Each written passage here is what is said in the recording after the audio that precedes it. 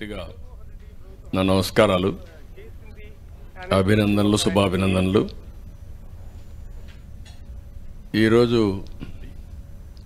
రాష్ట్రం నిలబడాలి. ప్రజలు గెలిపించారు, ప్రజలు గెలిచారు. వాళ్ళ మనోభావాల్ని, అదే మరిగా వాళ్ళ ఆస్పిరేషన్స్ని మేము గౌరవించాల్సిన అవసరం ఉంది, సాధించాల్సిన అవసరం ఉంది. అయితే ఈరోజు రాష్ట్రంలో ఉండే ప్రత్యేకమైన పరిస్థితులు కూడా రోజు రోజుకు ఎంత తవ్వితే అంత భయంకరంగా కనపడొస్తున్నాయి. ఎంత లోతుందో మాకే తెలియదు. ఓసారి చెప్తారు సముద్రంలోకి దిగితే తప్ప లోతు తెలియదని. ఆ పరిస్థితిలో ఉంది. ఇది ఒక డిపార్ట్మెంట్ని కాదు, అన్ని డిపార్ట్మెంట్లో ఇదే పరిస్థితి ఉంది. అయితే ఎవరైతే మమ్మల్ని గౌరవించి మా మీద నమ్మకం పెట్టుకుని ఒక హిస్టారికల్ విక్టరీకి దోహదపడ్డారో వాళ్ళ కాన్ఫిడెన్స్ తీసుకుని ఎప్పటికప్పుడు అన్ని విషయాలు కూడా వాళ్ళకి చెప్పి మళ్లీ ఏం చేయాలని చేయడం కోసమే ఈ ఎక్సర్సైజ్ స్టార్ట్ చేశాం. ఒకటికి 10 సార్లు మేము చెప్పాల్సిన అవసరం ఉంది. అందరూ కూడా ఆలోచించాల్సిన అవసరం ఉంది.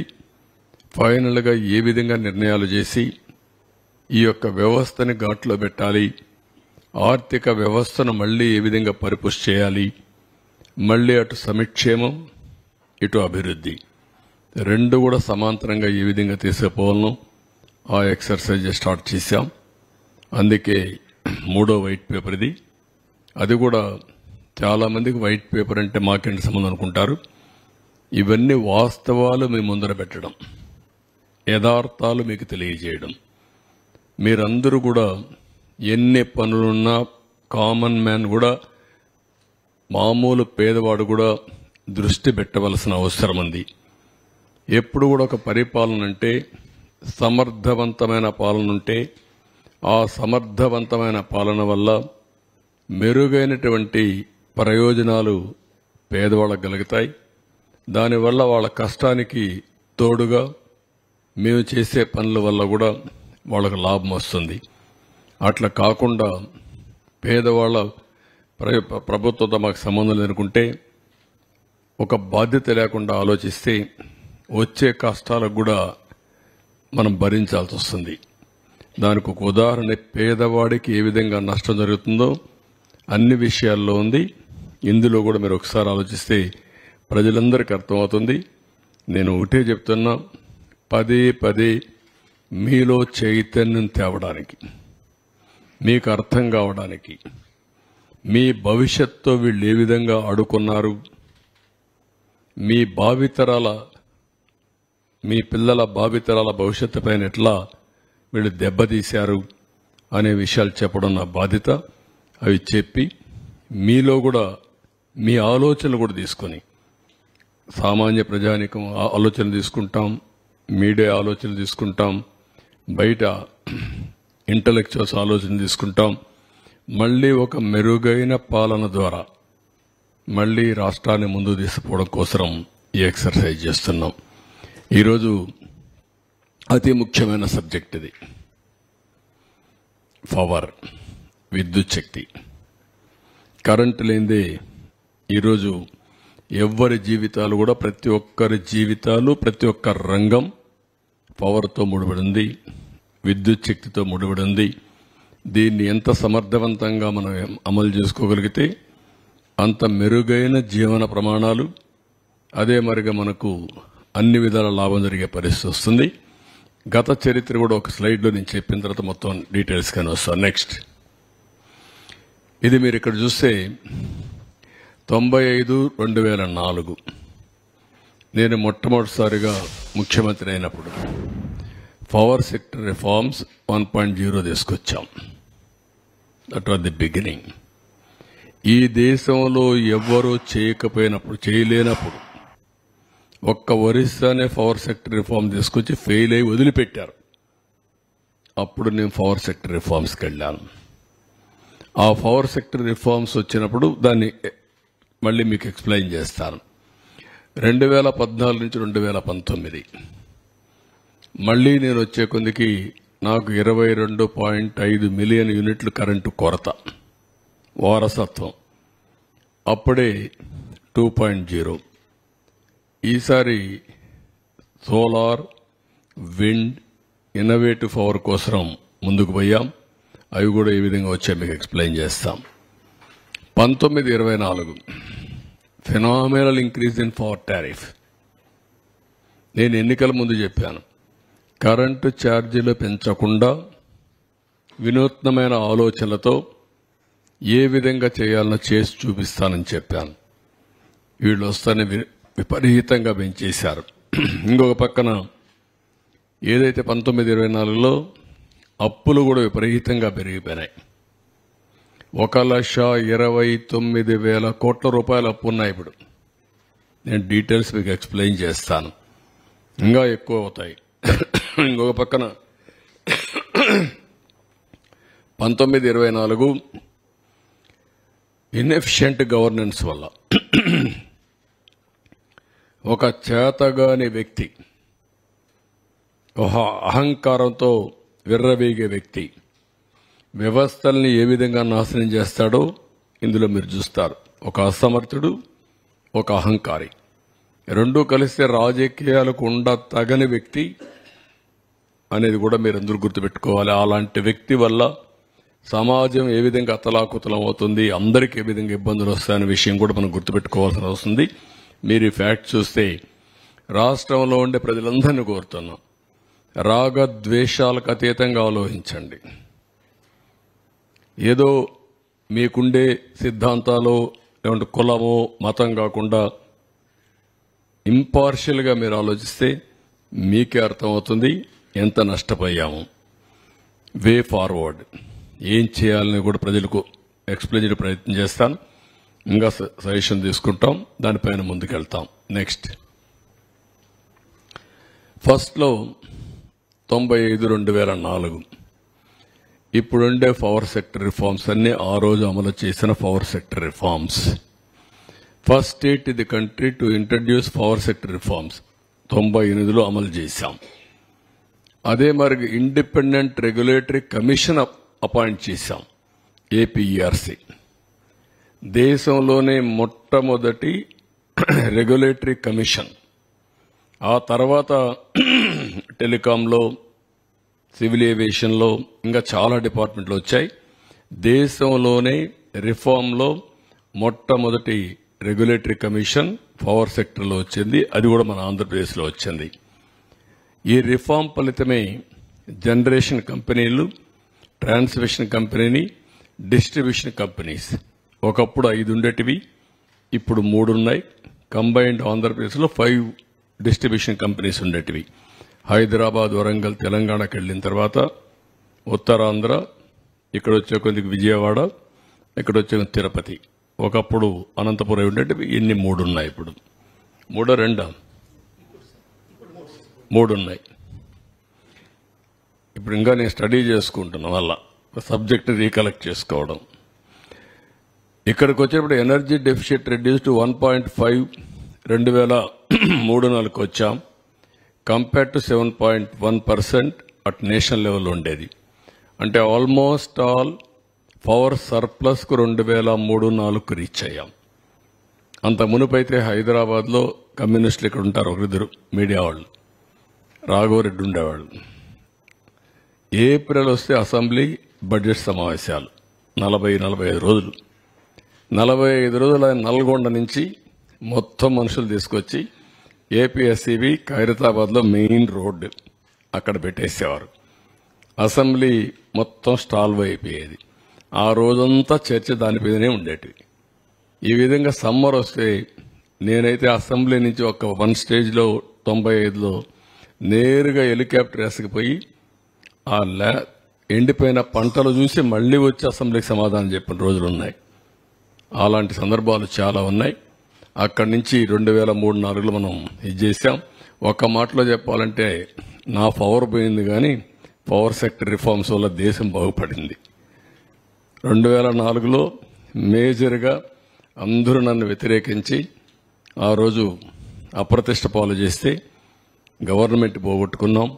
కానీ ఒక తృప్తి, నేను చేసిన పవర్ సెక్టర్ రిఫార్మ్స్ శాశ్వతం, దేశం బాగుపడింది, మన రాష్ట్రం కూడా బాగుపడే పరిస్థితికి వచ్చింది.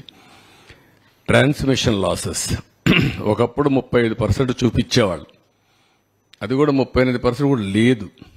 నేను వచ్చిన తర్వాతనే ఎనర్జీ ఆడిటింగ్ పెట్టాం. రిఫార్మ్స్ లో భాగంగా అవన్నీ స్ట్రీమ్ లైన్ చేశాం. అది 20%, 23% 2003-04 తీసుకొచ్చాం. మళ్లీ రెండోసారి వచ్చినప్పుడు 7-8% తీసుకొచ్చాం. నేను ఎప్పుడు ప్రపంచం అంతా చూసి 2-3% రావాలని చెప్పేవాడిని. ఆ విధంగా మొత్తం ట్రాన్స్మిషన్ లాసెస్ కానీ డిస్ట్రిబ్యూషన్ లాస్ కానీ పెద్దగా ఎత్తుగా తగ్గించాం. నెక్స్ట్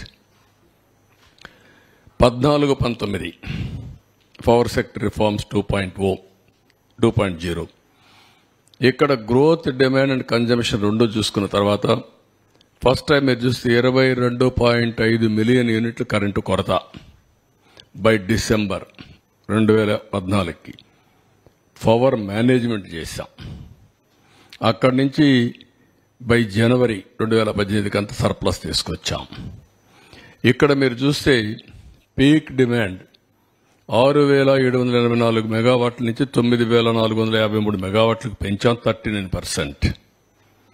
కన్జంప్షన్ 40,174 మిలియన్ యూనిట్ల నుంచి 54,555 మిలియన్ యూనిట్లు పెంచాం, 36%. No power cuts, no tariff increase, no quality problems. Quality power ఇచ్చాం. పవర్లో మనం గుర్తుపెట్టుకోవాల్సింది, లో వోల్టేజ్ ఉన్నా బల్బులు కాలిపోతాయి, హై వోల్టేజ్ ఉన్నా కాలిపోయే పరిస్థితి వస్తుంది. అలాంటి పవర్ సప్లై చేయగలిగాం. Per capita consumption grow at 1003 యూనిట్ల నుంచి 1,234 యూనిట్లు పెంచగలిగాం, 23%. ఆల్ ఇండియా లెవెల్లో 1010 నుంచి 1,181 పెంచారు, 17%. గవర్నమెంట్ ఆఫ్ ఇండియా ప్రోగ్రామ్స్ అన్ని తీసుకున్నాం. ఐపీడీఎస్, డిడియు, జీవైఏ, ఉదయ్, పవర్ ఫర్ ఆల్, ఇవన్నీ తీసుకొని ఒక 5,000 కోట్ల రూపాయలు గ్రాంట్ తీసుకొచ్చాం గవర్నమెంట్ ఆఫ్ ఇండియా నుంచి. ఫస్ట్ మూవర్ అడ్వాంటేజ్ పెట్టి అవన్నీ తీసుకొచ్చాం. అంత మునుపు కూడా వరల్డ్ బ్యాంక్ గ్రాంట్ తీసుకొచ్చాం.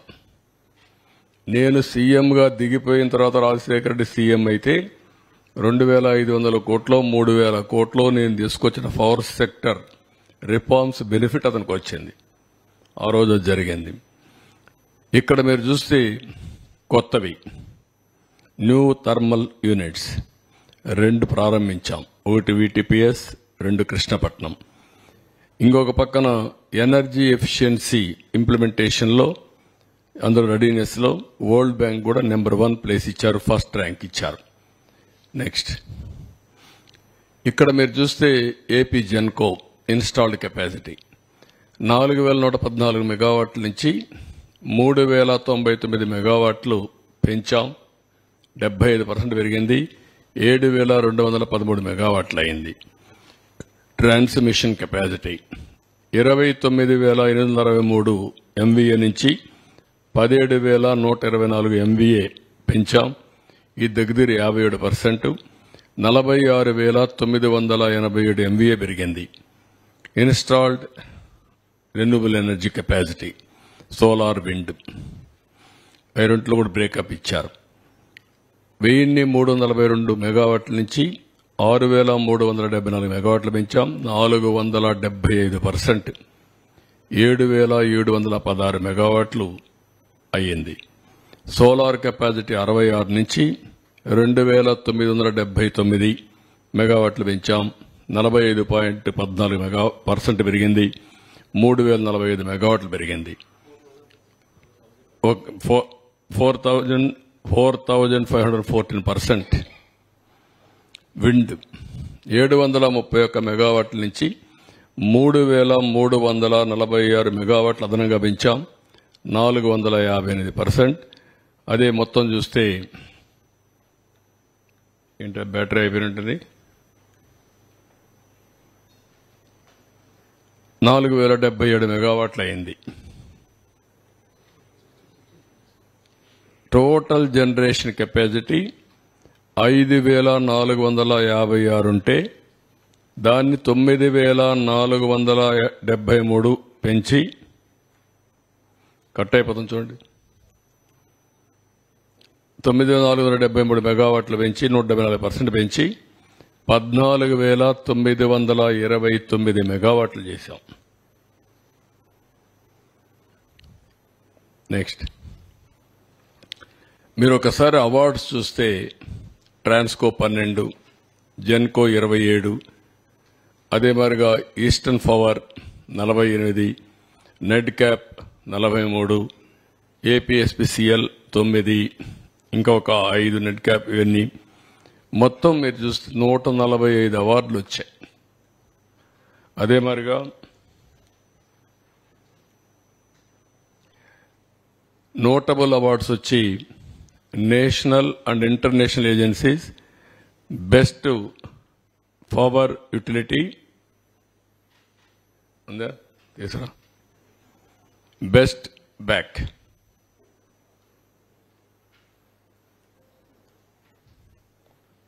చూసుకోండి, జాగ్రత్త చూసుకోండి.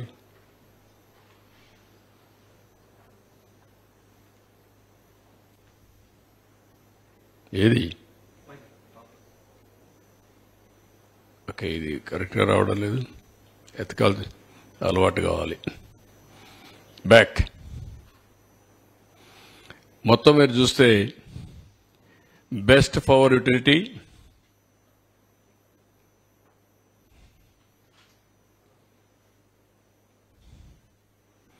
పవర్ జనరేషన్లో best performing transmission utility in the country, best state of India for energy security, governance and sustainability, ఇవన్నీ వచ్చే పరిస్థితి వచ్చింది.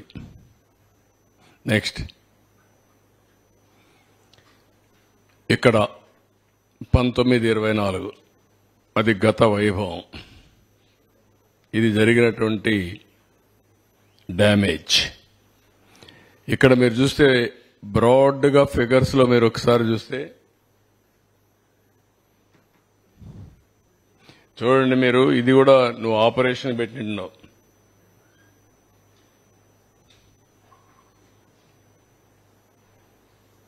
రెండు కన్ఫ్యూజ్ అవుతుంది, తీసుకెళ్ళి ఒళ్ళ దగ్గర పెట్టుకొని పనిచేయండి, తమాషాలు ఆడుతున్నారు. ఇక్కడ మీరు చూసినప్పుడు tariff burden on consumers, government లో కూడా ఉండేవాళ్ళు అమరు పనిచేస్తున్నారు, వారసత్వంగా వచ్చాయి మాకు ఇవన్నీ. తొలి రోజు వస్తే కమ్మోడు కూడా పనిచేయాల, రూములు పనిచేయాల, ఏసీలు పనిచేసే పరిస్థితి లేదు, ఇక్కడ ఎవడో పట్టించుకున్న నాదుడు కనపడలేదు. కాగా అట్లా తయారైపోయారు. మన రూమ్ లో కూడా ఏం పని చేయకుండా ఉండే పరిస్థితి వచ్చేసింది. ఆ రూమ్కి ఎవరు వచ్చినట్టు లేరు, వీళ్ళకందరికీ ఇంకా పాత వాసన అట్నే ఉంది. ఇక్కడ చూసినప్పుడు టారిఫ్ బర్డన్ ఆన్ కన్స్యూమర్స్ 32,166 కోట్లు పడింది.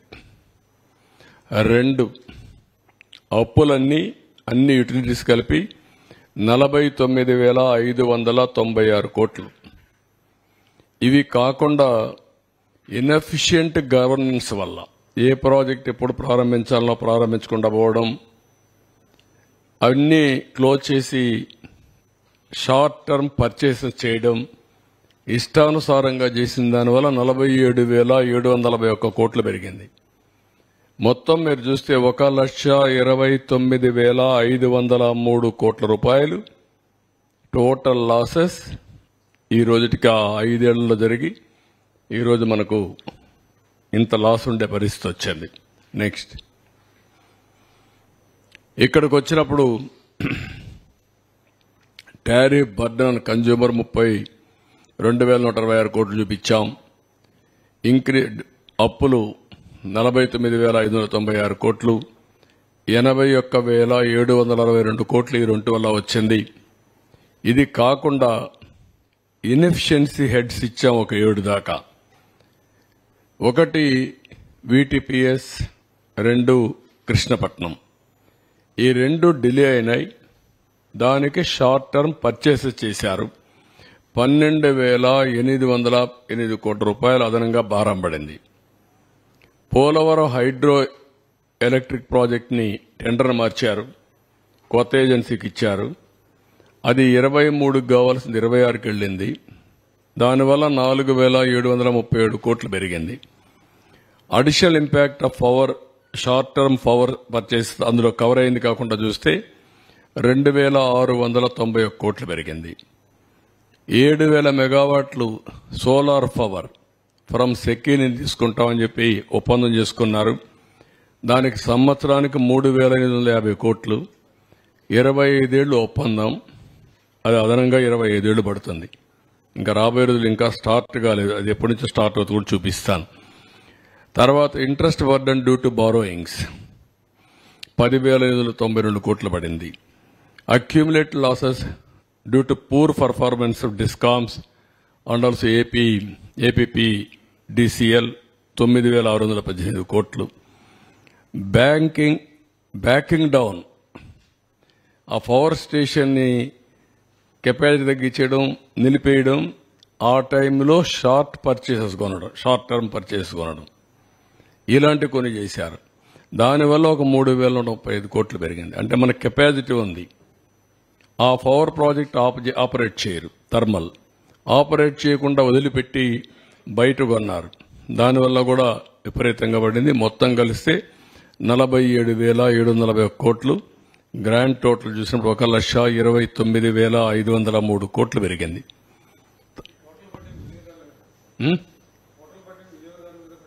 అందరికీ వాళ్ళ మీద కదా, ఎవరైనా సరే ట్యాక్స్ పేయర్స్ మనే కదా. ఇది ఒక అసమర్థ ప్రభుత్వం వస్తే ఏ విధంగా అవుతుంది, రాష్ట్రానికి ఏ విధంగా భారం అవుతుంది, ప్రజలకు ఏ విధంగా శాపంగా మారుతుందో ఇదొక కేస్ స్టడీ. చదువుకున్న వాళ్ళు మీరు గుర్తుపెట్టుకోవాల్సిన అవసరం ఉంది.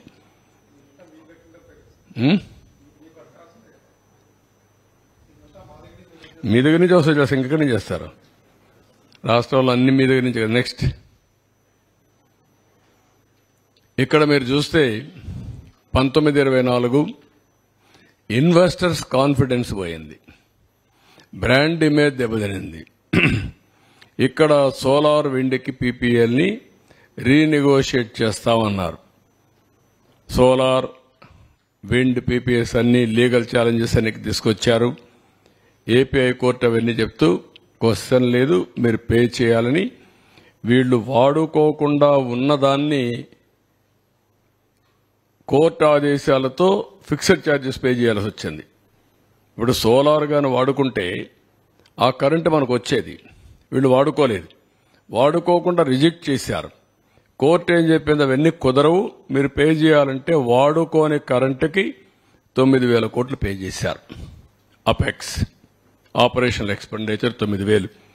మీరు అందరూ గుర్తుపెట్టుకోవాలి, ఎప్పుడు కూడా పవర్లో సోలార్లో ఆపరేషన్ ఎక్స్పెండిచరే మొత్తం, ఇది క్యాపిటల్ ఎక్స్పెండిచరే. Operation expenditure zero. ఎందుకంటే ఎండకు పెడతాం, రా మెటీరియల్ అవసరం లేదు, కరెంట్ ఉత్పత్తి అవుతుంది, అక్కడి నుంచి ట్రాన్స్మిషన్కి వెళ్ళిపోతుంది. 9,000 కోట్ల రూపాయలు పే చేశారు. Removal of incentives already announced in earlier policies లో 15, 18 ఎక్సెట్రా అన్ని వచ్చాయి. 21 విండ్ మిల్స్ పీపీఏలు అవన్నీ అగ్రిమెంట్స్ ఇది చేశారు. అవన్నిటి వల్ల కూడా మళ్ళీ ఏపీఆర్సీ క్యాన్సిల్ చేసి 21 విండ్ దీన్ని ఇచ్చేశారు. హైకోర్టు డైరెక్ట్ చేసింది, వాళ్ళకు కూడా పే చేయాలని చెప్పారు. మొత్తం కూడా this is the burden. Next ఇంకొక పక్కన మీరు చూస్తే cancellation of contracts AP Transco with CRDA contract work వచ్చి 1,315 కోట్లు. అప్పటికి ఎక్స్పెండిచర్ పెట్టింది 406 కోట్లు. ఇప్పుడు అడిషనల్ గా అయ్యేది 280 కోట్లు అవుతుంది. ఇప్పుడు ఎస్టిమేట్ చూస్తే 1,190 కోట్లు. అంటే ఈ వర్క్ క్యాన్సిల్ చేసిన దానివల్ల రాజధానిలో 281 క్రోర్స్ అడిషనల్ గా 280 కోట్లు అడిషనల్ ఎక్స్పెండిచర్ అవుతుంది, ధరల పెరిగిన దానివల్ల. ఇంకొక పక్కన ఇది బ్యాకింగ్ డౌన్ జనరేటర్స్. ఇది ఏం చేశారంటే విండ్, సోలార్ పవర్ రెండు కూడా 500 కోట్లు కన్జ్యూమర్ స్పెండింగ్ ఉంది కమిషన్, అక్కడ అప్పుడు ఆపరేట్ చేయకుండా పోయిన దానివల్ల. హిందూజా ప్రాజెక్ట్ నాట్ షెడ్యూల్డ్, వాళ్ళు కూడా షెడ్యూల్ చేయకుండా పోయే కొందికి సుప్రీంకోర్టుకు పోతే వాళ్ళు ఇచ్చారు, కంపల్సరీగా పే చేయమంటే 1235 కోట్లు పే చేసే పరిస్థితికి వచ్చారు. ఇంకొక పక్కన ఏపీ జెన్కో నేను చెప్పాను, ఆ కంపెనీస్ 1922 వరకు క్లోజ్ చేశారు. షార్ట్ టర్మ్ అంటే తాత్కాలికంగా కరెంట్ అంతా ఓపెన్ మార్కెట్లో కొన్నారు, దానికి అడిషనల్గా బర్డెన్ అయింది. నెక్స్ట్ ఇక్కడ ఇవన్నీ కలిపితే మీరు చూస్తే tariff increase 16,699, true up or fuel surcharge. నాకు ఇవన్నీ కొత్త పదాలు, అప్పట్లో లేవు నేను ఉన్నప్పుడు. నేను కరెంట్ ఛార్జ్ ఒకటే వేసేవాళ్ళం. ఇన్నోవేటివ్లో వచ్చారు వీళ్ళు, తెలివినంతా ఉపయోగించారు. అందుకే ఇక్కడికి వస్తే true up or fuel surcharge అన్నాడు, 5,886 కోట్లు వేశారు. ట్రూ అప్ ఛార్జెస్ అన్నారు, 3,977 కోట్లు వేశారు. ఎలక్ట్రిసిటీ డ్యూటీ 5,604 కోట్లు అయింది. ఒక యూనిట్కి ₹1 వేశారు. ఆ డబ్బులు ఎవరికి పోవాలి? ఎలక్ట్రిసిటీ డ్యూటీ యూటిలిటీకి పోవాలి, గవర్నమెంట్ తీసుకున్నారు. గవర్నమెంట్ ఇవ్వవలసినటువంటి టారిఫ్ వేరియేషన్ ఉంటుంది, అగ్రికల్చర్కు మేము గ్యారంటీ ఇస్తాం, అది గవర్నమెంట్ పే చేయాలి, అది పే చేయలేదు.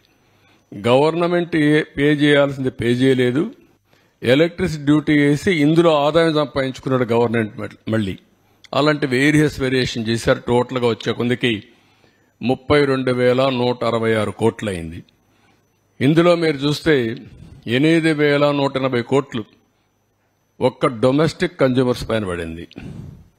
ఆవరేజ్ టారిఫ్ డొమెస్టిక్ కన్జ్యూమర్స్ మీరు చూస్తే ₹3.87 నుంచి ₹5.63 పెరిగింది. అంటే 45% డొమెస్టిక్ అంటే ఇంటికి వాడేవాళ్ళపైన కరెంట్ ఛార్జీ పెరిగాయి. పూర్ కన్జ్యూమర్స్ ఎక్కువ సఫర్ అయ్యారు, పేదవాళ్ల మీద భారం ఎక్కువ పడింది. అంటే 78-99% వాళ్ళ మీద పెరిగింది. ఇంకొక పక్కన మిడిల్ క్లాస్ చూసి 29% పెరిగింది. మొత్తం 1,53,00,000 మంది కన్జ్యూమర్స్ సఫర్ అయ్యారు. ఇంకొక పక్కన పెండింగ్ ఉంది ఇప్పుడు మళ్ళీ 17,137 కోట్లు ట్రూ అప్ ఫ్యూయల్ ఛార్జెస్ ఏపీఆర్సీలో పెండింగ్ ఉన్నాయి. ఇది మోర్ రిలవెంట్. 50 యూనిట్లు వాడే వాళ్ళందరికీ ₹1 నుంచి ₹1.99 పెరిగింది. 100 యూనిట్లు వాడే వాళ్ళకి ₹2.44 నుంచి ₹4.53 పెరిగింది, 86% పెరిగింది. 200 యూనిట్లు వాడేవాడికి ₹6.32 నుంచి ₹1,123 పెరిగింది, 78% పెరిగింది. 300 యూనిట్లు వాడేవాడికి 1,573 నుంచి 2,034 అంటే 29%. ఎప్పుడూ మాట్లాడుతూ ఉంటాడు పెత్తందారులని. ఈ పెత్తందారు చేసిన పనికి పేదవాడు చితికిపోయే పరిస్థితి వచ్చింది. పేదవాడి మీద భారం పడింది. పేదవాళ్ళు నడ్డి విరిచే పరిస్థితికి వచ్చాడు. అన్నింటికంటే ముఖ్యంగా 50 యూనిట్లు వాడిన వ్యక్తులపైన 98% పెంచారు, 100% భారం మోపారు. నెక్స్ట్ ఇక్కడ మీరు ఒకసారి చూస్తే ఈ యూటిలిటీస్ అంతా కూడా 62,826 కోట్ల రూపాయలు 18-19లో ఉంటే అది ఈరోజు 1,12,422 కోట్లు 23-24 పెరిగింది. అంటే మొత్తం పెంచింది మీరు చూస్తే 49,596 కోట్లు పెరిగింది, 79%. అన్ని యూటిలిటీస్ కలిపి. క్యాపెక్స్ లోన్స్ ఇంక్రీజ్డ్ అంటే క్యాపిటల్ ఎక్స్పెండిచర్ మీరు చూస్తే ఇందులో 36,772 నుంచి 46,380 కోట్లు పెరిగింది 5 ఇయర్స్లో. Apex operation, this is very important, 26,034 కోట్ల నుంచి 66,042 కోట్లు పెరిగిపోయింది. అంటే దగ్గర 40,000 కోట్ల రూపాయలు ఆపరేషన్ ఎక్స్పెండిచర్ పెరిగింది. అదే మరి ఇంకొక పక్కన short term borrowings at higher interest rate 11.11% తీసుకొచ్చారు. దీనివల్ల అడిషనల్ బర్డను 10,892 కోట్లు షార్ట్ టర్మ్ లోన్స్ మీద లాస్ట్ 5 ఇయర్స్ పడింది. అంటే టోటల్ లోన్స్ ఇంక్రీజ్డ్ బై మొత్తం ఎలక్ట్రిసిటీ బోర్డులో 50,000 కోట్లు. ఈ 50,000 కోట్లు ప్లస్ 32,000 కోట్లు సంవత్సరం భారం. ఇది మనం గుర్తుపెట్టుకోవాలి. ఎంత భారం వేశారనే దీనికి ఎగ్జాంపుల్ ఇది. నెక్స్ట్, ఇక్కడ ఇవన్నీ కూడా దీనికి రావాల్సిన డబ్బులు ఎలక్ట్రిసిటీ డిపార్ట్మెంట్కి కానీ యూటిలిటీస్కి కానీ గవర్నమెంట్ సబ్సిడీ అంత మునుపు కూడా ఉండేది, కొంత పెండింగ్. 7,680 కోట్లుంటే అది 12,681 అయింది, 65% పెరిగింది. డిపార్ట్మెంట్స్ అన్ని అరియర్స్ 5,205 నుంచి 15,157 కోట్లు పెరిగింది, 188% పెరిగిపోయింది. ట్రూ అప్ ఫ్యూయల్ ఛార్జెస్ 17,137 కోట్లు ఇప్పుడు కూడా ఈఆర్సీ నుంచి ఎలక్ట్రిసిటీ కమిషన్ నుంచి రావాలి. అదర్ గవర్నమెంట్ రిసీవబుల్స్ 7,116 కోట్లు పెండింగ్ ఉన్నాయి. తెలంగాణ నుంచి 7,703 కోట్లు డ్యూస్ ఉన్నాయి. ఇవన్నీ చూస్తే మొత్తం కూడా 52,091 కోట్లు అందులో ఇంకా 1-2 అడిషనల్గా వచ్చాయి. అవన్నీ చూసినప్పుడు 52,091 కోట్లు వీళ్ళకి బకాయిలు వేరియస్ ప్లేసెస్ నుంచి రావాలి. అవుట్ స్టాండింగ్ రిసీవబుల్స్ ఇంక్రీజ్ ఒకప్పుడు 12,945 కోట్లుంటే అది ఇప్పుడు 52,091 కోట్లకు పెరిగి 39,146 కోట్ల రూపాయలు, 302% పెరిగాయి బకాయిలు. హెల్త్ ఆఫ్ ది ఆర్గనైజేషన్ పూర్తిగా క్షీణించిపోయే పరిస్థితికి వచ్చింది. చాలా సమస్యలు వచ్చాయి. నెక్స్ట్, ఇక్కడికి వచ్చినప్పుడు గవర్నెన్స్ వల్ల, చేతగాని పరిపాలన వల్ల, రిపీట్గా చెప్తున్నా మీరు గుర్తుపెట్టుకోవాలి. ఒక్కొక్కసారి పెద్ద పెద్ద కంపెనీలు కూడా ఇన్వెస్ట్మెంట్ పెట్టినప్పుడు చేతగాని మేనేజ్మెంట్ వస్తే అవన్నీ కూడా బీఎఫ్ఆర్కి వెళ్ళిపోతాయి, ఉండే ఆస్తులు కూడా పోతాయి. ఆ విధంగా వీళ్ళు చేశారు. వీటీపీఎస్ కృష్ణపట్నం డిలే, దీని నష్టం 12,518 కోట్లు. Polavaram hydro electric project delay 4,737 కోట్లు. Additional impact of short term power purchases, ఇది అదనంగా 2,691 కోట్లు. 7,000 మెగావాట్ల సోలార్ పవర్ సెకీ ద్వారా కొనేదానిలో సంవత్సరానికి 3,850 కోట్లు. ఇంట్రెస్ట్ బర్డన్, ఎక్కువ అప్పులు చేశారు, దానికి వడ్డీ కట్టాలి, దాని భారం 10,892 కోట్లు. ఏవైతే అక్యుములేటెడ్ లాస్ వచ్చాయో అవన్నీ మీరు చూస్తే డిస్కామ్స్లో, ఏపీపీడీసీఎల్లో 9,618 కోట్లు. బ్యాకింగ్ డౌన్, వాలంటరీగా నిలిపేసి షార్ట్ పర్చేస్ కొన్నారు, షార్ట్ టైం పర్చేసెస్ కొన్నారు, దానికి 3,035 కోట్లు. మొత్తం కలిసి ఒక అసమర్థుడి పరిపాలన వల్ల 47,741 కోట్లు అయింది.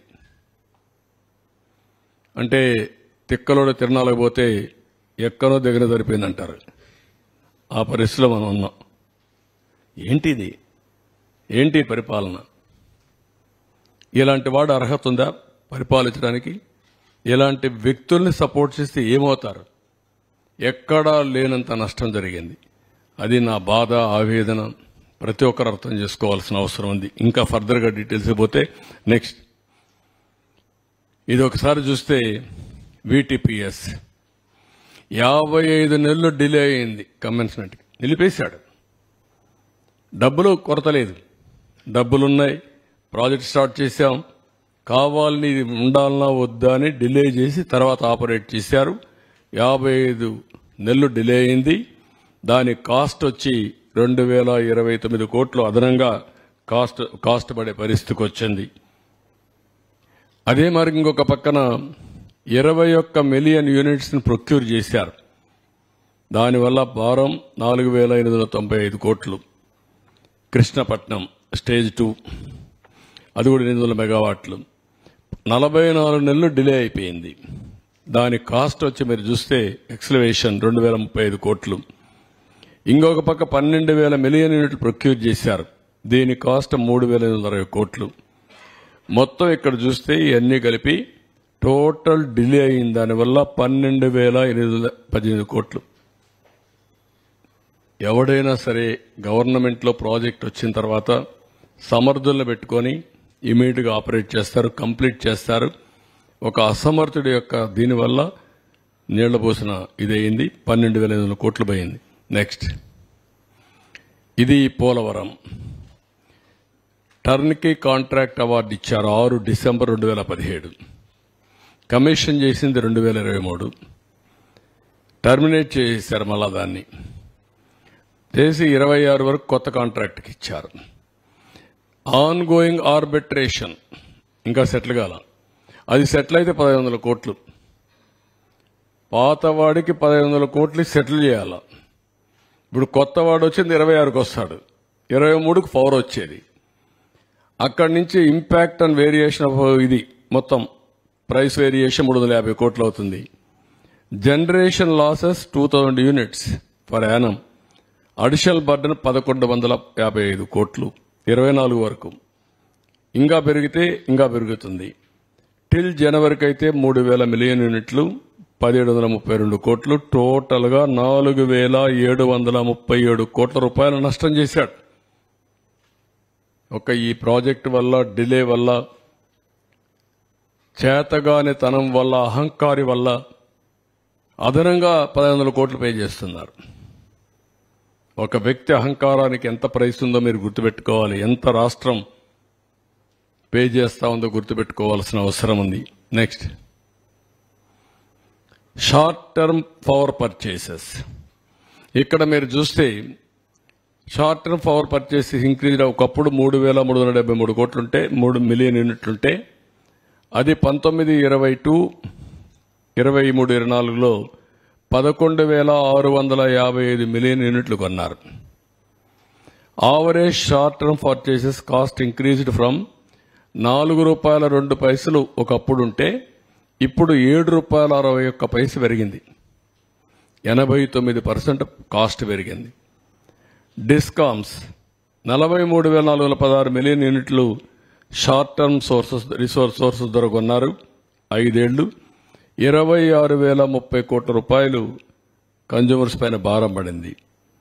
ఇవన్నీ కూడా ఫ్యూయల్ ట్రూ అప్ కానీ, ఫ్యూయల్ సర్చార్జెస్ కానీ ఇవన్నీ కూడా వేసి మొత్తం 12,250 కోట్ల రూపాయలు అదనంగా భారం పడింది.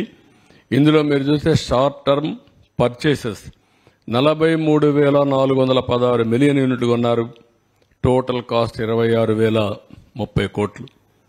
ఇది అడిషనల్ బర్డన్ అంటే మామూలు రేటు కంటే వ్యత్యాసం. నెక్స్ట్, ఇంకొక పక్క 7,000 మెగావాట్ల సోలార్ పవర్ సెకి నేను చెప్పాను మీకు. ఇది 3,000 మెగావాట్లు సెప్టెంబర్ 2024కు వస్తుంది, ఇంకా రాలా. తర్వాత ఇంకొకటి 3,000 మెగావాట్లు సెప్టెంబర్ 25కు వస్తుంది. ఇంకొక 1,000 మెగావాట్లు సెప్టెంబర్ 26కు వస్తుంది. ఎప్పుడు కూడా ముందుగానే కొనేసి వేరియస్ డెవలప్మెంట్ సోలార్లో వస్తాయి. వచ్చినప్పుడు మనం ఇక్కడ తయారు చేసుకోవచ్చు. ఇప్పుడు ఇన్నోవేటివ్ ఐడియాస్ వచ్చాయి. ట్రాన్స్మిషన్ లాసెస్ జీరో చేసుకునే అవకాశం ఉంటుంది. అంటే సబ్ స్టేషన్లోనే పవర్ జనరేట్ చేసుకుంటే అక్కడి నుంచే కనెక్ట్ చేస్తే ట్రాన్స్మిషన్ లాసెస్ ఏమి ఉండవు. ఇప్పుడు ఇక్కడ ట్రాన్స్మిషన్కే 3,550 కోట్ల నుంచి 4,350 కోట్లు పే చేయబోతున్నారు ఫర్ ఇయర్. ఒక ట్రాన్స్మిషన్ రాజస్థాన్ నుంచి ఇక్కడ తీసుకురావడానికి దిస్ ఇస్ ది ప్రైస్. ఏమనాలి? ఆశ్చర్యం వేస్తుంది ఇలాంటి నిర్ణయాలు చేశారు. అది మరికి చూస్తే 5,287 మెగావాట్లు ఇక్కడ విండు లైసెన్స్ అగ్రిమెంట్ అయ్యారు. 12,075 మెగావాట్లు సోలార్ అయ్యారు. 12,550 మెగావాట్లు పంప్డ్ స్టోరేజ్కి పర్మిషన్లు ఇచ్చారు. ఒక్కటి కూడా కమెన్స్ కాల. ఇప్పుడు అయ్యే పరిస్థితి కూడా కనపడలేదు. ఇప్పుడు అవన్నీ ఏం చేయాలో చేయాల్సిన అవసరం ఉంది.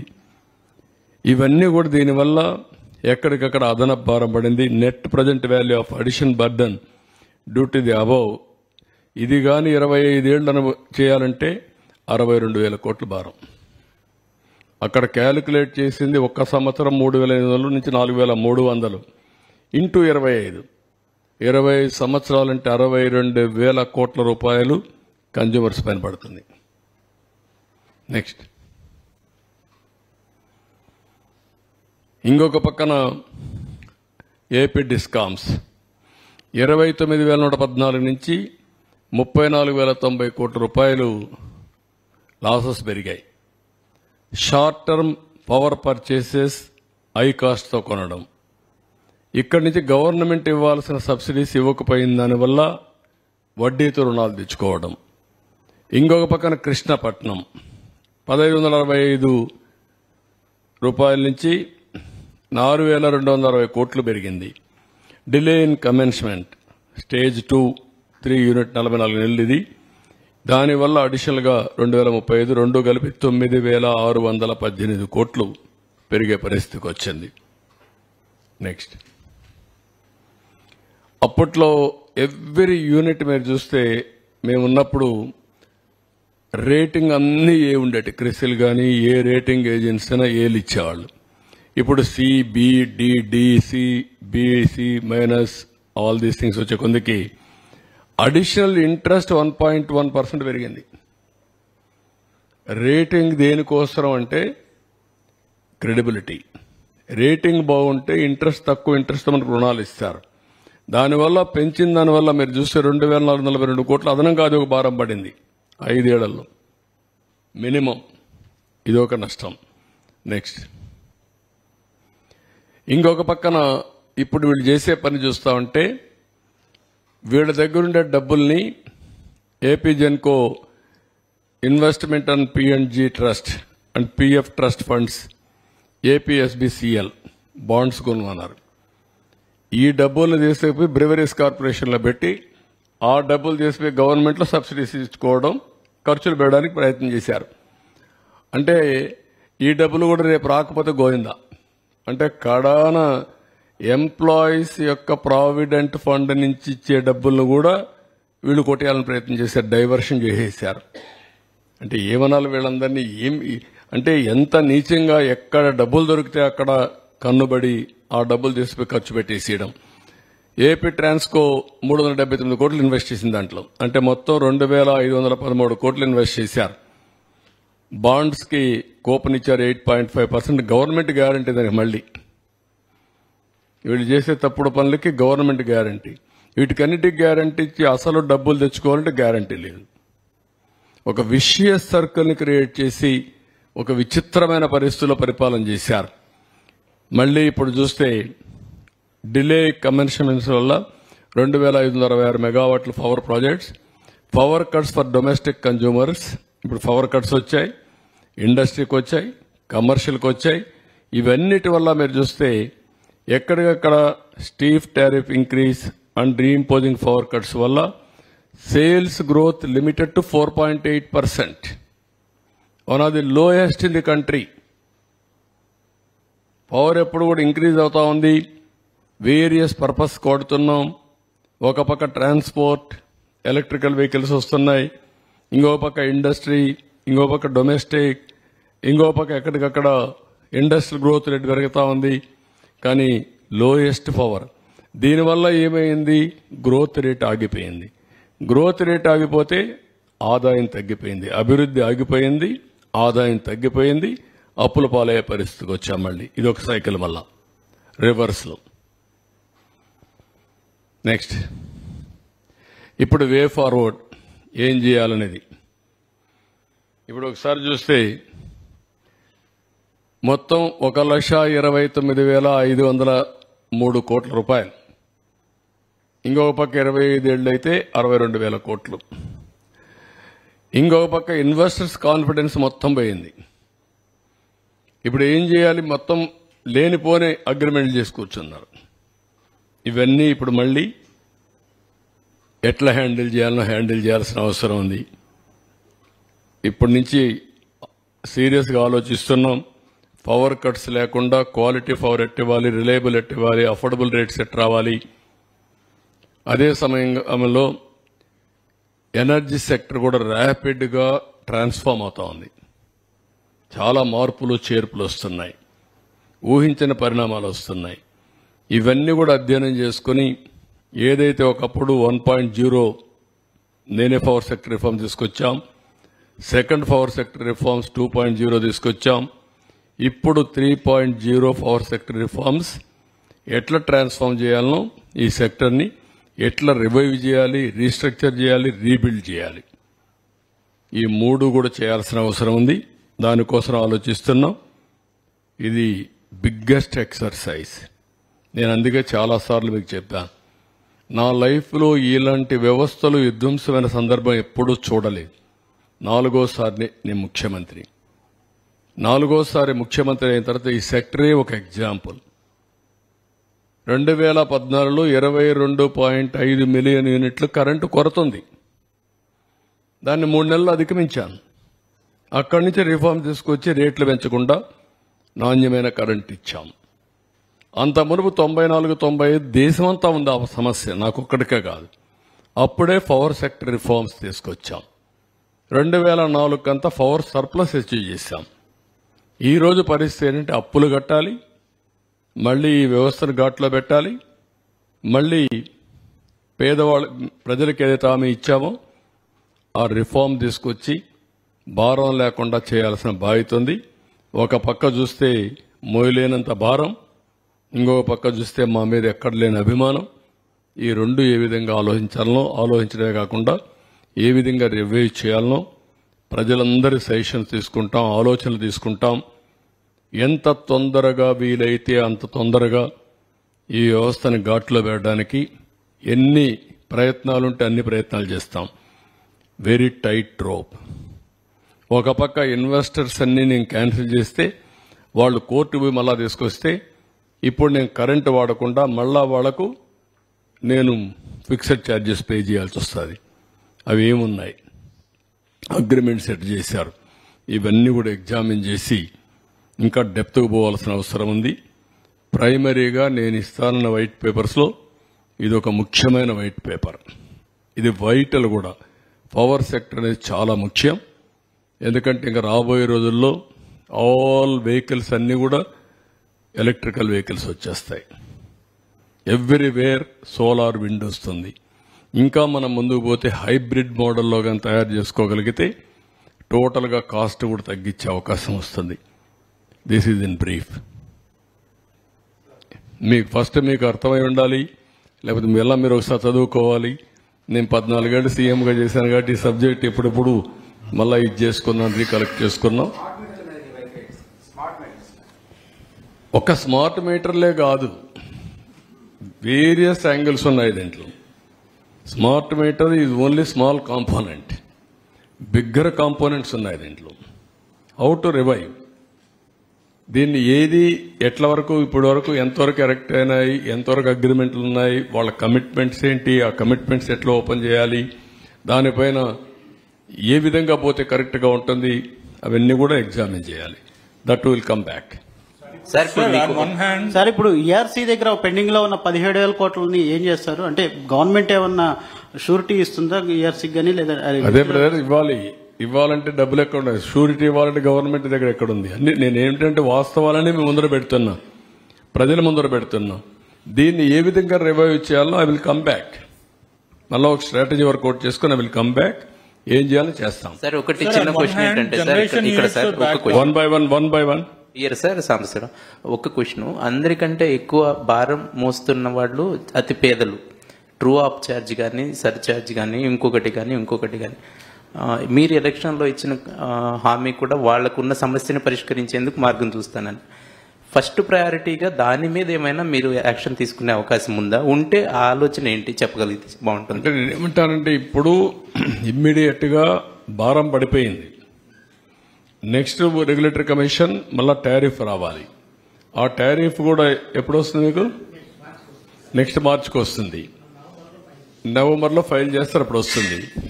ఒక పక్క టారిఫ్ ని ఎట్లా కంట్రోల్ చేయాలి, రెండోది దీన్ని ఎట్లా రివైవ్ చేయాలి. పేదవాళ్ళకు లాంగ్ టర్మ్ లో, ఇప్పుడు షార్ట్ టర్మ్ లో కూడా నెక్స్ట్ నుంచి ఎట్లా చేయాలి, ఆ తర్వాత ఎట్లా చేయాలి. వేరియస్ ఛాలెంజెస్ ఉన్నాయి. ఇప్పుడు నేను ఢిల్లీకి వెళ్ళాను, అందరి మంత్రులను కలిశాను, ఫైనాన్స్ మినిస్టర్ని కలిశాను. ఇప్పుడు వాళ్ళు కూడా ఎంతవరకు హెల్ప్ చేయగలుగుతారో హెల్ప్ తీసుకోవాలి. వాళ్ళు మన భారం ఓకే, మనకిక్కడ ఓట్లేసి ఒక దుర్మార్గుడిని ఒక తెక్కలోని తీసుకొచ్చుకున్నాం, ఇష్ట ప్రకారం చేసి వెళ్ళాడు. వాళ్ళకి 29 రాష్ట్రాలు, ఒక రాష్ట్రాన్ని మొత్తం చేయలేరు. మన కష్టంతో మనం చేసుకుంటూ వాళ్ళ చేయూత కూడా తీసుకోవాల్సిన బాధ్యత మన మీద ఉంది. అట్లా కాకుండా మొత్తం మీరు భారం తీసుకోండి, మీరే చేయండి అంటే ఒకవేళ ఎన్డీఏలో భాగస్వాములుగా ఉన్నా వాళ్ళకు కూడా ఇబ్బందులు ఉంటాయి. ఈ విషయం ప్రజలు గుర్తుపెట్టుకోవాలి. ఒక దుర్మార్గుడు చేసిన పనికి ఇప్పుడు తెలంగాణ ఉంది, ఆదాయం ఉంది ఇక్కడ ఆదాయాన్ని కూడా చంపేశాడు. ఆదాయాన్ని చంపేశాడు, అప్పులు చేశాడు. ఇంకొక పక్క ఎక్కడ దొరికితే అక్కడ అప్పులు చేశాడు. కడాన మద్యాన్ని కూడా తాకట్టు పెట్టి 25 ఏళ్లకు అప్పులు తెచ్చిన మహానుభావుడు. ప్రభుత్వ భూముల తాకట్టు పెట్టి అప్పులు తీసుకొచ్చిన వ్యక్తి.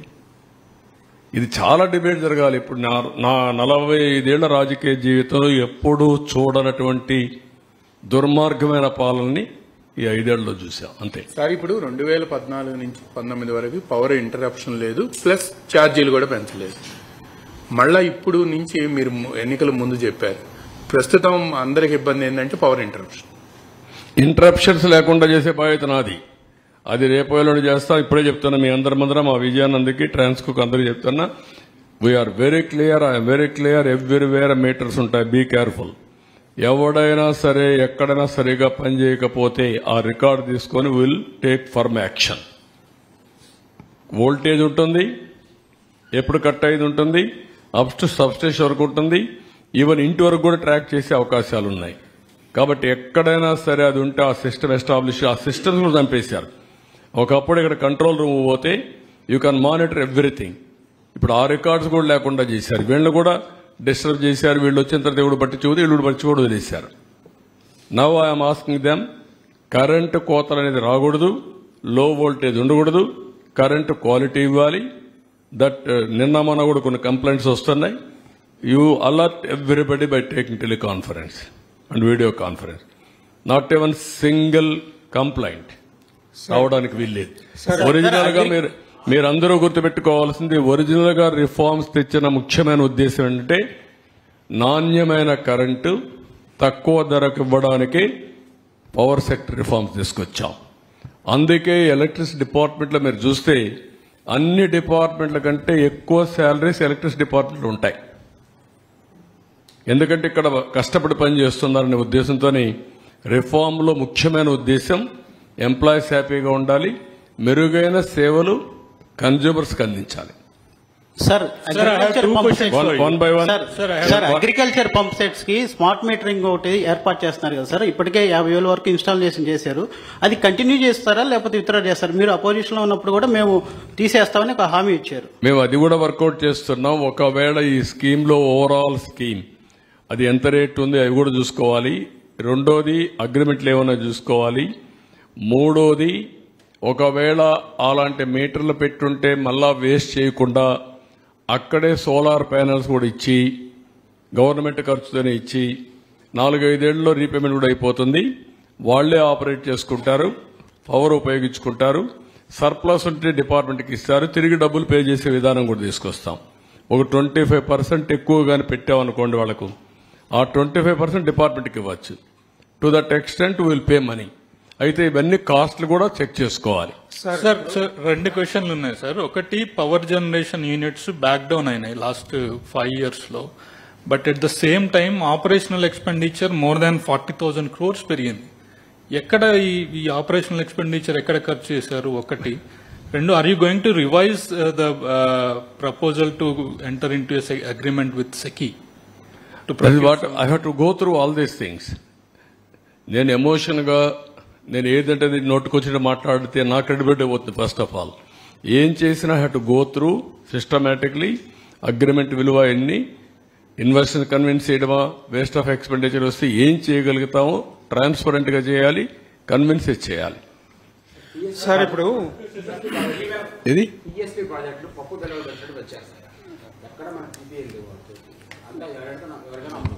అంటే జగన్ చేసిన విధ్వంసులు అదొకటండి. అంటే 2 ఆస్పెక్ట్స్ ఉన్నాయి. ఒకవేళ బయట వెళ్ళాయనుకోండి ఈ ప్రాజెక్టులు, మనకు నష్టం లేదు. మన కన్జ్యూమర్ అయితే పడుకుంటే చాలు మనకు. ఇప్పుడు దానివల్ల కూడా మీకు ఏమవుతుందంటే కొన్ని ప్రాజెక్టులు, కొన్ని హబ్స్ వాళ్ళు తయారు చేసుకుంటారు. గవర్నమెంట్ ఆఫ్ ఇండియా నేను మాట్లాడినప్పుడు Andhra Pradesh is also one of the state to go for green hydrogen.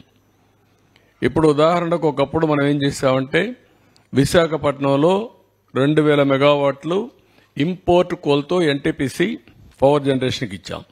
ఇప్పుడు వాళ్ళు ఏమంటున్నారు, మేము దానికి పోలేము, కాస్ట్ ఎక్కువ అవుతుంది, మేము గ్రీన్ హైడ్రోజన్కి పోతాం అదే సైట్లో, మీరు పర్మిషన్లు ఇవ్వండి మాకు. విశాఖపట్నంలో ఉండే థర్మల్ ప్లాంట్ను కూడా గ్రీన్ థర్మల్ ప్లాంట్గా మారుస్తాం పొల్యూషన్ లేకుండా. ఆ కార్బన్ కూడా తీసుకొచ్చి ఇక్కడ డైవర్ట్ చేసుకుంటాం, అంటే వాల్యూ అడిషన్ పోతామని మొన్న ఎన్టీపీసీ చైర్మన్ చెప్పాడు. ఇలాంటి వినూత్నమైన మార్పులు వస్తున్నాయి, అవన్నీ డిస్కస్ చేయాలి. ఉపాధి లేదు కానీ ఒకటి ఉంది అడ్వాంటేజ్, మనకు డబ్బులు వస్తుంది, రెవెన్యూ వస్తుంది, రెవెన్యూ జనరేషన్ కూడా ఉంటాయి దీంట్లో. అదే దాన్నే అవన్నీ కూడా నేను ఒకసారి అన్ని చూడాలి, మొత్తం చూసిన తర్వాత ఏం చేయాలో మనం ఆలోచిద్దాం. సార్, మీకు లెగసీ లాసెస్ 1,29,000 కోట్లు అన్నారు. ఇప్పుడు రిఫార్మ్ 3.0 తీసుకొచ్చే అవకాశం ఉందా? ఎట్లా చూస్తారు? I'm working on that. అంటే ఈ రోజు నేను చెప్పలేను కదా, కొన్ని వేరియస్ మెథడ్స్ వర్కౌట్ చేసి ట్రాన్స్మిషన్ లాసెస్ తగ్గించాలి. రెండోది కాస్ట్ ఆఫ్ జనరేషన్ తగ్గాలి, ఏది తగ్గుతుంది. మూడోది హైబ్రిడ్ మోడల్లో వెళ్ళాలి. ఆ మూడు కూడా ఇంటిగ్రేట్ చేయాలి. నేను ఇప్పుడు టెక్నాలజీ ఉంది కాబట్టి ఆ టెక్నాలజీతో ఇవన్నీ చేసి దెన్ తర్వాత మీరు చెప్పినట్టు గ్రీన్ హైడ్రోజన్, అప్పుడు గ్రీన్ హైడ్రోజన్కి పోతే నెక్స్ట్ లెవెల్ ఆఫ్ అమోనియా ఇవన్నీ వస్తాయి. That to at work. అంటే బతకాలి కదా, అటంజ వేసి భయపడిపోయేసి పారిపోలేం కదా. How to survive, how to fight. Sir, ఈ ఇన్ఫ్రాస్ట్రక్చర్ డెవలప్మెంట్ చేసే క్రమంలో ట్రాన్స్కో వాళ్ళు కొత్త లైన్లు వేయలేదు, ఎంతప్పటికీ సబ్ స్టేషన్స్ కడుతున్నారు 11/33 అట్లా. కానీ 120 అలాగే 200, 400 కేవీకి సంబంధించినటువంటి మెయిన్ లైన్లు అనేది లేకపోవడం వల్ల చాలా ప్రాబ్లం అవుతుంది. అట్లాంటి ఈ 3.0లో ఉంటాయా? అంటే మెయిన్ లైన్ లేకుండా ఎంత? వాట్ ఐఎమ్ సేయింగ్, ఎన్ని వచ్చినా కూడా ఇప్పుడు అందుకే లోకల్ జనరేషన్ వస్తే ఈ లైన్స్ అవసరం లేదు. ఇప్పుడు నెంబర్ 1 షార్టేజ్ వచ్చినప్పుడు గ్రిడ్ మేనేజ్మెంట్ కి లైన్స్ కావాలి. రెండోది అడిషనల్ పవర్ జనరేట్ చేసినప్పుడు కొంతమంది ముందుకు వచ్చేది ఏంటి మన స్టేట్ లో, ఎందుకంటే ఇది ఎడ్యుకేషన్ కూడా కావాలి. గ్రీన్ హైడ్రోజన్ పోవాలండి, అది ఫ్యూచరిస్టిక్. గ్రీన్ హైడ్రోజన్ కి ఎంతవరకు పోగలుగుతారు, అది వైబిలిటీ ఉందా, కొంతమంది ముందుకు వస్తున్నారు, మాట్లాడుతున్నారు. ఫస్ట్ ఎన్టీపీసీ మేము వెళ్తాం, మీరు పర్మిషన్ ఇవ్వమంటున్నారు. దానికి సెపరేట్ లైన్ వేయాలి. మళ్ళీ ఆ గ్రీన్ హైడ్రోజన్ వస్తే అందులో కూడా మనకు ఆదాయం వచ్చే పరిస్థితి వస్తుంది, ట్యాక్సెస్ ఇవన్నీ వస్తాయి. ఇవన్నీ కూడా ఎగ్జామిన్ చేసుకొని మనం గవర్నమెంట్ ఆఫ్ ఇండియా కూడా ఆంధ్రప్రదేశ్ని, మధ్యప్రదేశ్ని, గుజరాత్ని గ్రీన్ హైడ్రోజన్ హబ్స్గా పెట్టుకున్నారు. ఒక 3 రాష్ట్రాలని డెవలప్ చేయాలని చెప్పి ఆలోచిస్తున్నారు. అవన్నీ కూడా ఎగ్జామిన్ చేయాలి. సార్, తెలంగాణ కూడా విద్యుత్ బకాయిలు రావాల్సింది. One by one major subject ఇది. Sir, solar power sir, one by one. Sir, solar power లో పిఎం సూర్యోదయ స్కీమ్ కింద Andhra Pradesh lagging behind sir. We are 14th place.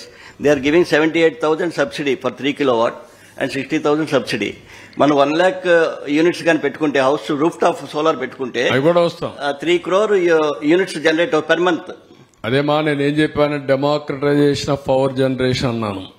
అంటే మీ ఇంట్లోనే కరెంట్ తయారు చేయొచ్చు, మీ పొలంలో కూడా తయారు చేయొచ్చు, నువ్వు వాడుకోవచ్చు, వాడుకునేది మిగిలింది డిపార్ట్మెంట్కి ఇవ్వచ్చు. రెండోది క్యాపిటివ్ జనరేషన్కి వెళ్ళొచ్చు. ఒకవేళ ఏదైనా మనకు డబ్బులు క్రాస్ సబ్సిడీ ఇవ్వాల్సి వస్తే ఎలక్ట్రిసిటీ డ్యూటీకి వెళ్తే విన్ విన్ సిచ్యువేషన్. ఇప్పుడు ఎట్లా వసూలు చేశారు, 1 రూపీ ఫర్ యూనిట్, 5,000 కోట్లు వసూలు చేసి ఆ డబ్బులు వీళ్ళు తీసేసుకున్నారు, డిపార్ట్మెంట్కి ఇవ్వలేదు. అదే క్రాస్ సబ్సిడీకి ఇచ్చుంటే ఇంకొంచెం బెటర్గా ఉండేది. ఇవన్నీ వర్కౌట్ చేస్తాం. ఏది ఇప్పుడు అన్ని కూడా ఏంటంటే గవర్నమెంట్కు కొన్ని వనరులు రావాలి, గవర్నమెంట్ కొన్ని ఆబ్లిగేషన్లు చేయాలి, సంక్షేమం, ఎంపవర్మెంట్, పేదవాళ్ళ కోసం చేయాలి. How to balance all these things will work it out. మీరు అంతకుముందు ఉన్నప్పుడు ఓన్లీ 1 by 1 మీరు కూడా సబ్సిడీ సోలార్ మీద మీరు అంతకుముందు ఉన్నప్పుడు సబ్సిడీలు కూడా ఇచ్చారు సార్. కానీ ఇప్పుడు ఆ సబ్సిడీ కూడా ఇంప్లిమెంట్ అవ్వట్లేదు. వాటిని మళ్ళీ అన్ని కూడా నేను ఇప్పుడు అందుకే ఫస్ట్ కట్ లో మీకు ఇవన్నీ చెప్పాను. ఇది చర్చ జరగాలి, మళ్ళా అసెంబ్లీలో కూడా చర్చిస్తాం, మళ్ళా ప్రజల్లో కూడా చర్చిస్తాం. వచ్చిన తర్వాత విల్ టేక్ ఎ కాల్. ఇవన్నీ కూడా ఫైనల్ గా తీసుకొని ఏం చేయాలో చేస్తాం. సార్, తెలంగాణ గవర్నమెంట్ నుంచి ఒక 7,000 కోట్లు విద్యుత్ బకాయిలు రావాల్సి ఉంది సార్. ఆ విషయంలో ఏం చేయబోతా ఉన్నారు, వాటిని సాధించారు. నిన్న కూడా ఈ ఇష్యూ ఫ్లాగ్ చేశాం. సరే కొన్ని వాళ్ళు కూడా ఎందుకంటే కమిటీ కూడా వేసాం, కేబినెట్ సబ్ మన అఫీషియల్ కమిటీ ఒకటి, మినిస్టర్స్ కమిటీ కూడా ఒకటి వేసాం. They will discuss all this issues. Sir ఇప్పుడు టారిఫ్స్ పెంచకుండా నాణ్యమైన విద్యుత్ అందజేస్తా ఉంటున్నారు, అట్లాగే లాసెస్ చెప్పాలి కదా, ఇప్పుడు చెప్పాను నేను. నువ్వు చెప్తున్నావు నాకు, నేను ఉండే వాస్తవ పరిస్థితి కాదు సార్. ఇప్పుడు లాస్ట్ టైం ఏమైందంటే లాస్ట్ 5 years లో ఈ ట్రూ అప్ ఛార్జెస్ అలాగే సర్ఛార్జెస్ అని చెప్పి 300 రూపాయల బిల్లు వస్తే 700 అంటే 400 కలిపి 700 రూపాయల బిల్లు కట్టించుకున్నారండి. టీడీపీ కూడా ఆందోళన చేసింది దాని మీద. ఇప్పుడు రాబోయే కాలంలో అంటే టారిఫ్లు పెంచుతాం కానీ లేకపోతే కనుక ఇటువంటి ఛార్జెస్ ఏమన్నా కస్టమర్ మీద ఏమైనా ఇంపోజ్ చేసే అవకాశం ఉంటుందండి? అంటే నేనేమంటానంటే, నేను వాస్తవాలు 1,29,503 కోట్ల రూపాయలు బకాయిలున్నాయి. దీన్ని సర్వైవ్ చేయాలి.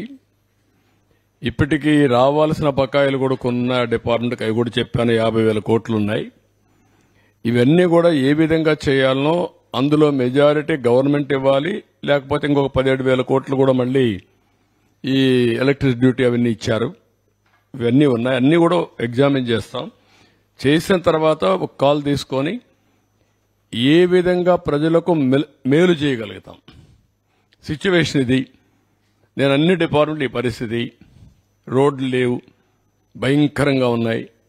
డిపార్ట్మెంట్లన్నీ ఇప్పుడు మీరు చూశారు, నేను ఇక్కడికి వస్తే కనీసం పాయింటర్ కూడా ఇవ్వలేకపోయారు.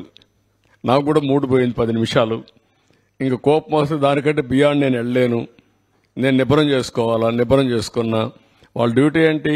పాయింటర్ పెట్టుకోవాలి కదా, పవర్ పాయింట్ ప్రజెంటేషన్ ఒకసారి చెక్ చేసుకోవాలి కదా. ఇవన్నీ చాలా సమస్యలు ఉన్నాయి. అంటే ఇంకా ఎక్కువ మాట్లాడితే మీరేమంటారు, ఇది పోయి అది వస్తుంది రేపు highlight. This is where I am today.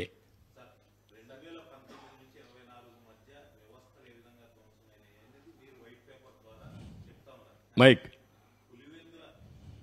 Pulivendula MLA ములాఖత్తులు అని జైలు దగ్గరికి వెళ్తూ నేను చంద్రబాబు గారిని హెచ్చరిస్తున్నా అంటూ పదే విమర్శలు చేస్తున్నారు. ఏం చేద్దామంటావు? ఏం చేద్దారంట? అదే నేను చెప్పేది కాదు, ఇట్లే మాట్లాడుతూ ఉంటారు. ఇప్పుడు ఇంకోటి గుర్తుపెట్టుకోవాలి, రాజకీయ ముసుగులో కరుడుగట్టిన నేరస్తులు వచ్చి రాష్ట్రాన్ని లూటీ చేసి, ఆ లూటీ చేసిన డబ్బులతో ఎక్కడికక్కడ బ్రైవింగ్ ఇచ్చేసి వ్యవస్థలకే ఒక ఛాలెంజ్గా తయారైపోయారు. అదొక సమస్య ఉంది నాకు ఇక్కడ. మీరు గుర్తుపెట్టుకోవాలి, వ్యవస్థలో 5 ఏళ్లు సంపాదించిన డబ్బులుంది, ఏ వ్యవస్థనైనా కొనే శక్తి ఉంది. ఆ వ్యవస్థను కొనే పరిస్థితికి వస్తారు. అందుకే మార్నింగ్ కూడా బ్యాంకర్స్ అని చెప్పాను, 200-500 రూపాయలు రద్దు చేయండి, క్యాష్లెస్ విలేజెస్ ఉండేట్టుగా ఎక్కడ చూసినా డిజిటల్ కరెన్సీ ప్రమోట్ చేయండి మీరు అని చెప్పాం. అవన్నీ ఏంటి మనం చెప్పేట్టు లాంగ్ టర్మ్లో ఒక వాల్యూ బేస్డ్ ఇవన్నీ. కానీ ఇప్పుడు ఎట్లా ఫేస్ చేయాలి? ఇవన్నీ ఉంటాయి. ఎవరు ఎన్ని అరిచినా, ఎన్ని బెదిరింపులు చేసినా ఐఎమ్ వెరీ క్లియర్, ఎవ్వరు కూడా నేరస్తులు తప్పించుకోలేరు, అవినీతి పరులు తప్పించుకోలేరు. ఎక్కడా విక్టిమైజేషన్ ఉండదు ఈ గవర్నమెంట్లో. ఈ గవర్నమెంట్లో ఒకటే ఉంటుంది, ఫర్మ్గా ఉంటుంది గవర్నమెంట్. ఎవ్వరికి భయపడదు, సిస్టమేటిక్గా ఉంటాం. ఎవరు తప్పు చేసినా, ఎవరు రాజకీయ ముసుగులో బెదిరించాలన్నా ఆ బెదిరింపులకు ప్రభుత్వం భయపడదు. సార్, ముఖ్యంగా కరెంటు బిల్లులు చూపించి సంక్షేమ పథకాల్లో కూడా కోత విధించారు గడిచిన 5 ఏళ్ల కాలంలో. అంటే 500 రూపాయల కంటే బిల్లు ఎక్కువ వస్తే అర్హుడు కూడా ఆ లబ్ధి చేకూరిన పరిస్థితి ఉంది. ఆ విషయంలో ఎలాంటి కేర్ తీసుకోబోతా ఉన్నారు? వాట్ ఐఎమ్ సేయింగ్, అల్టిమేట్ గా నేను ఎప్పుడు చెప్తాను, అభివృద్ధి జరగాలి, సంపద సృష్టించాలి, ఆదాయాన్ని పెంచాలి. పెంచిన ఆదాయం మళ్ళా అభివృద్ధికి, సంక్షేమానికి రెండుకి ఖర్చు పెట్టి సస్టైనబిలిటీ తీసుకురావాలి. ఇప్పుడు అన్ని ఇంబ్యాలెన్స్ అయిపోయినాయి. ఇంబ్యాలెన్స్ అయిపోయిన దాన్ని బ్యాలెన్స్ ఎట్ట చేయాలి, ప్రజలు ఎట్ట అర్థం చేసుకోవాలి. మొన్న మేము హామీ ఇచ్చాం. హామీ ప్రకారం ఇమీడియట్ గా ఏం చేశాం, 3,000 రూపాయలు పెంచాం, 4,000 రూపాయలు పెంచాం. 3,000 రూపాయల నుంచి దివ్యాంగులకు 6,000 పెంచాం.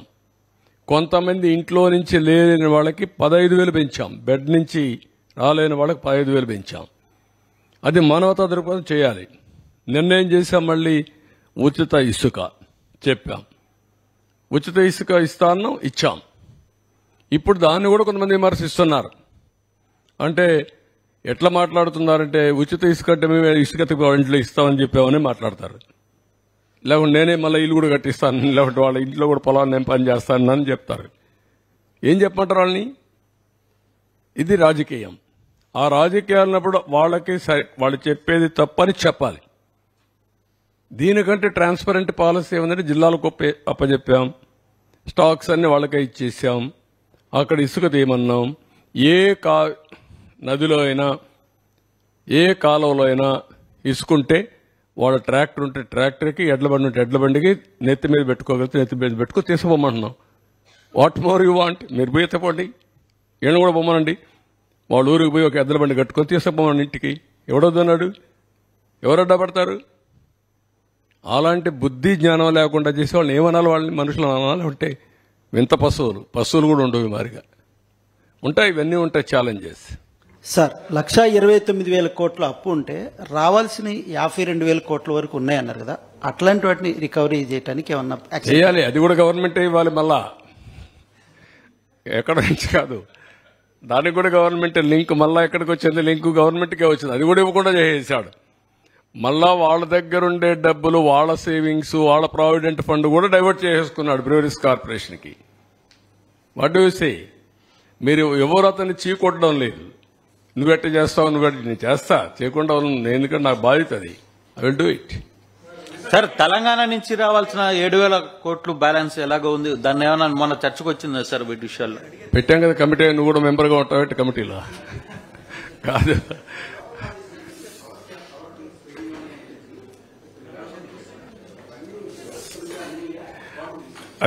అది కూడా చూడాలి. ఇచ్చారా? లోకల్ బాడీస్ నుంచి ఎప్పటికప్పుడు పవర్ కట్ చేశారు, ఇది డబ్బులు కట్ చేశారు ఫైనాన్స్ కమిషన్ నుంచి. అవి మీకు వచ్చాయా లేదంటే గవర్నమెంట్కి వెళ్ళిపోయినాయా? పార్ట్ వచ్చాయంటున్నాడు. అది చూడాలి, లెక్కలు చూడాలి. ఇప్పుడు లెక్కలు చూడాలంటే ప్రజెంట్ సిఏజీ కూడా లాభం లేదు, కొత్త సిఏజీ ఏర్పాటు చేయాలి ఇప్పుడు. Sir, the numbers you have shown have already crossed red mark, I believe. So, will you be setting up a committee to handle and take care of the new policy? Committee? What committee? So, committee to look after the deficit numbers which you have shown to us. No, that what I'm saying, all these things, public has to think.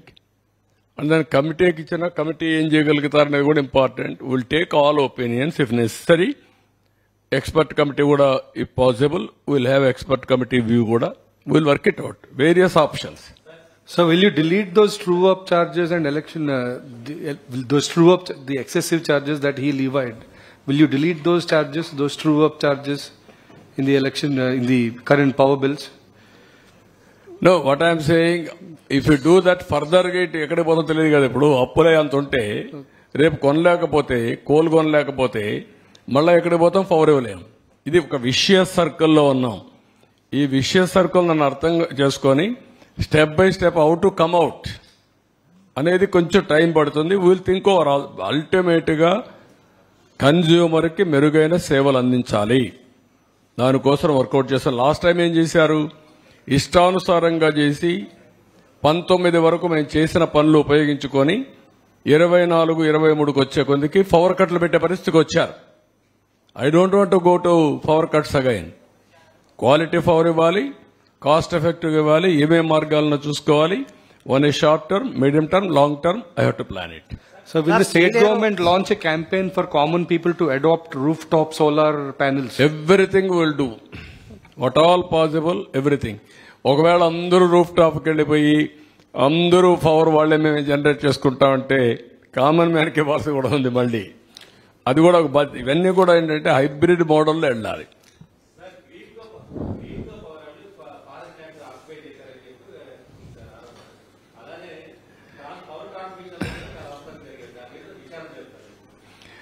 Everything మేము information తెప్పించుకుంటాం.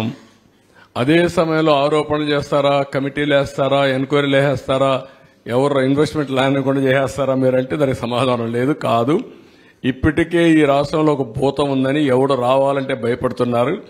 మేము అందుకే పదే పదే చెప్తున్నా, ఆ భూతాన్ని రాబోయే రోజుల్లో శాశ్వతంగా భూములని పెడతాం, సమాధి కట్టేస్తాం, భూతానికి రాజకీయ సమాధి కడతాం అని చెప్తున్నాం. అలాంటి చెప్పినప్పుడు మీరు కూడా ఇమీడియట్ ఎంక్వైరీ చేసేస్తారా లేదంటే ఇంకోటి చేసేస్తారంటే ఎవరు రారు రాష్ట్రానికి. మనం ఒక పద్ధతి ఉంది, ప్రజాస్వామ్యంలో ఉన్నాం. ఒక పక్క చట్టాలు ఉన్నాయి, కోర్టులు ఉన్నాయి, ఒక పక్క మనం ఉన్నాం.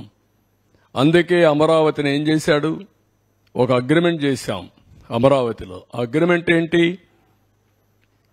రైతులు సిఆర్డీఏ రాజధాని ఇద్దరు కలిసి సిఆర్డీఏ కలిసి ఒక మ్యూచువల్ అగ్రిమెంట్కి వచ్చారు. మేము భూమి ఇస్తాం, తిరిగి మాకు మీరు ఇవ్వాలని ఒక అగ్రిమెంట్కి వచ్చారు. ఆ అగ్రిమెంట్ చెల్లదు, నేను 3 రాజధానులు పెడతాను పెట్టాడు. ఏమైంది, సుప్రీంకోర్టుకు పోయాడు, 5 ఏళ్ళు అయిపోయింది, 3 రాజధానులు రాలేదు, ఉండే రాజధాని పోయింది. కొండ 4 మంది వేస్తే ఉండే 4 ఊడిపోయింది. అదే అతను చేసిన పని. దానివల్ల ఎంత నష్టం వచ్చింది, లక్షల కోట్ల రూపాయలు నష్టం వచ్చింది. లక్షల కోట్ల రూపాయలు ప్రజాధనం ఆవిరైపోయింది. అందుకే నేను చెప్పాను, తిక్కలోడు సంతకు పోతే ఏమవుతుందని. అదే జరిగింది, తిరునాళ్ళకి పోతాయి.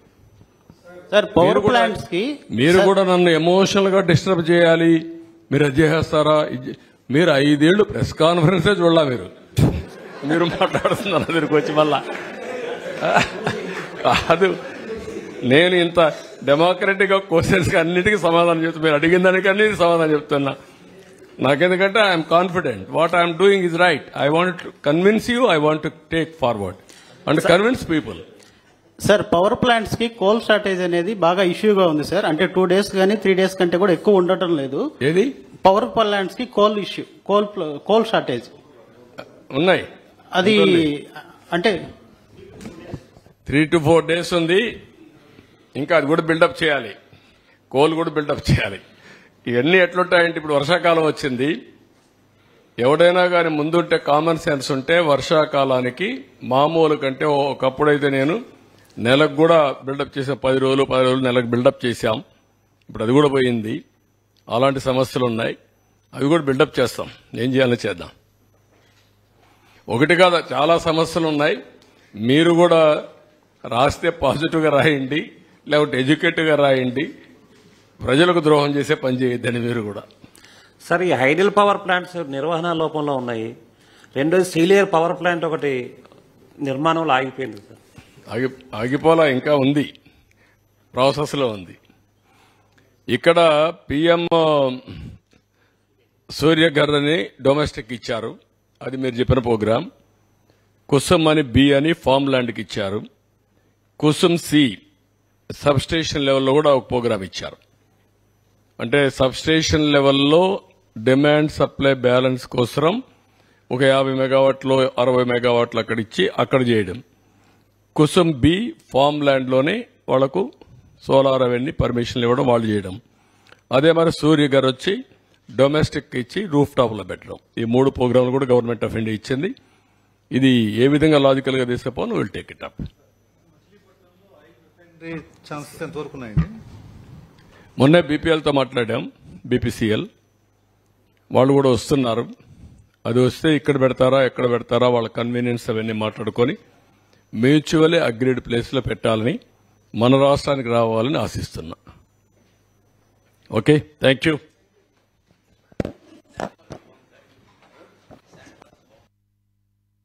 కొంతమందికి బాగలేదు, వాళ్ళు ఏం చేయాలా, భరించలేకపోతే ఏం చెప్పాలి వాళ్ళకి. రియల్ గా నాకేంటంటే రియల్ గా ఆర్థిక పరిస్థితి బాగాలేదు, డబ్బులు లేవు. నిన్నే ఢిల్లీలో పోయి అందరినీ కలిసి రిక్వెస్ట్ చేసి వచ్చాను. ఒక పక్క ఎవ్రీ డే టు డే 1,00,000 కోట్లు ఎంత ఉంది, అది కూడా రేపు ఎల్లుండి తీస్తాం, అప్పుడు ఫైనాన్స్ అప్పుడు చెబుతాం. అప్పులు ఉన్నాయి, అప్పుల వాళ్ళు ఎవ్రీడే తిరుగుతున్నారు. ఇప్పుడు వాళ్ళతో ఒక బాధ ఉంది. చిన్న చిన్న వాళ్ళు ఉన్నారు వాళ్ళు. ఈవెన్ మా పార్టీ వాళ్ళు ఎప్పుడైతే నరేగా చేసి అప్పట్లో ఆ డబ్బులే ఇవ్వాల, కోర్టు పోయినా ఇవ్వాల. ఇలాంటివన్నీ ఉన్నాయి, అవన్నీ క్లియర్ చేయాలి. మళ్ళీ ఇప్పుడు ఈ ప్రాబ్లమ్స్ ఉన్నాయి, కానీ చెప్పిన మాట నిలబెట్టుకోవాలి కాబట్టి ఫ్రీ ఇసుక ఇచ్చాం. అందరూ ప్రజలు హ్యాపీగా ఉన్నారు. వైఎస్ఆర్ కాంగ్రెస్ లో కొంతమంది మాత్రం కడుపు నొప్పి వచ్చేసింది. అది చూసిన తర్వాత ఉంటాయి సమస్యలు, ఉంటాయి. Will do it. దాన్ని ఇంకా మాస్టరైజ్ చేయాలి. ఎక్కడ ఎవ్వరు కూడా మిస్యూజ్ చేయకుండా దాన్ని ప్రాపర్ గా ప్రజలకు అందే విధంగా చేయాల్సిన అవసరం ఉంది. Will do it. Thank you. తగ్గం కాదు, 1/4 వచ్చేసింది కొద్ది కళ్ళ. ఎంత ఒక 48 లక్షల మెట్రిక్ టన్నుల అవైలబిలిటీలో ఉందని నాకు ఇన్ఫర్మేషన్ ఇచ్చారు. ఇప్పుడు ఇరిగేషన్ ద్వారా శాండ్ తీసుకునే అవకాశం ఉంది. అంటే బోట్ మెన్ సొసైటీ అవన్నీ అది తీస్తే ఒక 60-70 లక్షల మెట్రిక్ టన్నులు వస్తుంది. ఆ రేటుకే వాళ్ళు చేసిన రేటు సేమ్ రేట్ చేసి ఎక్కడైతే అక్కడ తీసేపోమంటున్నాం. జిల్లా అడ్మినిస్ట్రేషన్ డిసైడ్ చేసుకుంటారు. ఈ 3 నెలలు మేనేజ్ చేస్తారు, తర్వాత కొత్త పాలసీ వస్తుంది. Thank you.